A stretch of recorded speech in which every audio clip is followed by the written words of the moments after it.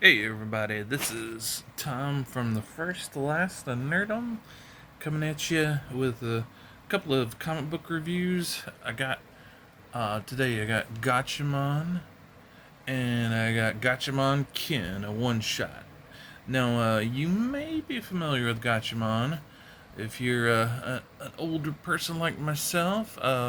It came to America back in the 70s as Battle of the Planets, G-Force. They kind of renamed the characters. Like this one, Jinpei was renamed Kiop, and all he talked in were bleeps and bloops and chirps. But he actually, in the Japanese uh, anime, he actually talked. And then Tiny, I think, is Ryu, and or Ryu, yeah, Ryu in this, and that's Ken and Joe, and I forget her name. But yeah, so they were renamed. They added a robot that looked a lot like R2D2. They changed a few different things. So not too long ago, they came out with a translation of the Japanese version, and they renamed it Gatchaman. So this is a comic book kind of inspired by that.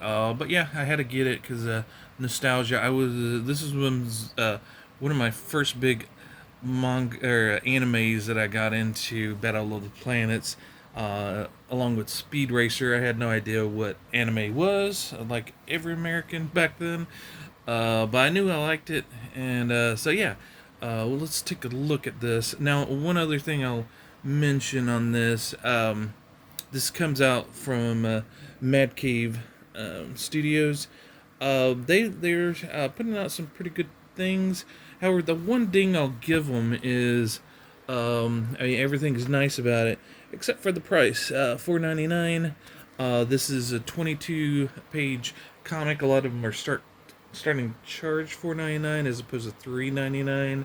A lot of times they do a cardstock cover for the $4.99 comics, but this one's a thin one. Or sometimes with it being $4.99, they give you 30 pages instead of 20. But this one's just a 22 issue comic for $4.99. I think that's way everything's gonna go. But then you go over to Ken, which is a one shot focusing on the Ken character of Gatchaman. It's $4.99 as well, but it's 32 pages. So yeah, this one's a better value. But let's kind of get into the comic. This is written by Colin Bunn, who's a veteran comic book writer, and you've got artist Chris Batista. I'm not familiar with his name, but the art style is very much reminiscent of the anime. Um, no complaints there as far as the art, and very much. Now they introduce a B team of Gatchaman players, and all I'll say is they're a little bit more diverse. One thing that I was very happy with this comic book is all the characters are pretty much the same as they were, just a little bit different from the Americanized versions, but pretty much the same. They act pretty much the same. Um, Joe is the kind of the hothead. Ken's the leader.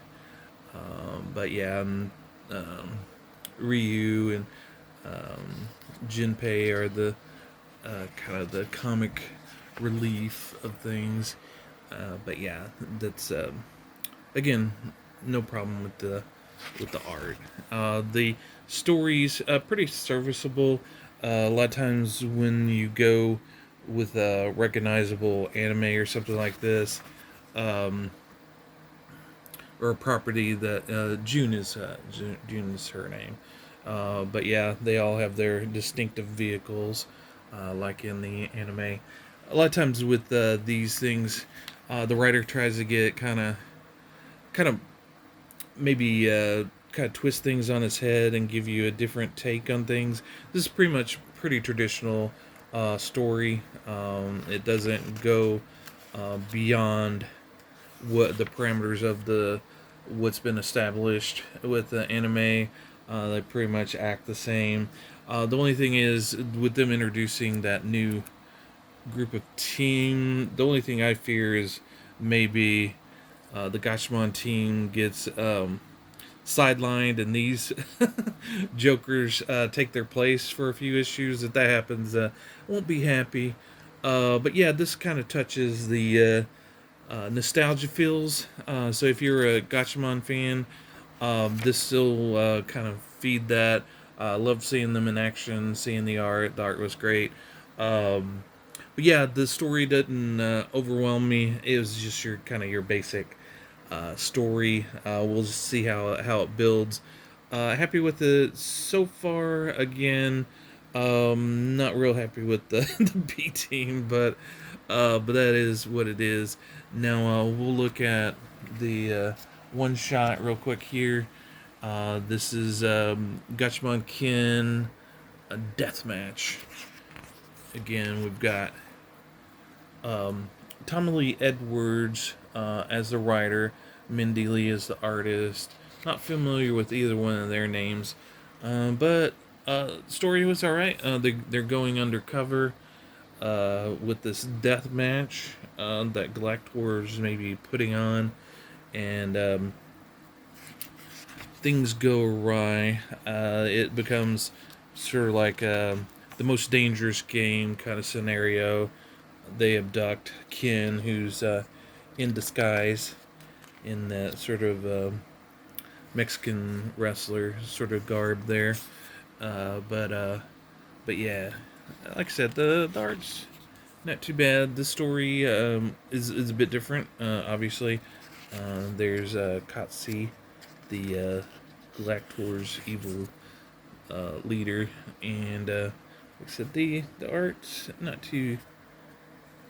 not quite as good as the main comic, but that's all right. And but yeah, like I said, they end up he can gets abducted, and it's sort of a jungle environment where everybody's tracking him down, and yeah, most dangerous game sort of thing. Um, and then I'll jump over here. I think that what they're planning is the main comics, obviously Gatchaman, but they're going to do various one shots as well. You got Galactor, which is done by Steve Orlando. Not the biggest fan of him. He's written some okay stuff and some bad stuff. So I'll go ahead and collect everything Gatchaman until it really proves that it's not beneficial to. But yeah, I'm sort of all in just because of nostalgia. Now, if it gets, like I said, if it starts not paying off on that, then I'll step away. But right now, I'm pretty much in. It's sort of filling that niche. The artwork's great, and like I said, the story's serviceable for now. But obviously, it's first issue. You can't always knock it out of the park straight away. It's building a solid foundation, and hopefully there'll be some interesting developments as it goes. But yeah, if you pick this up, let me know what you thought of it. But yeah, our channel, we cover everything comic books, movies.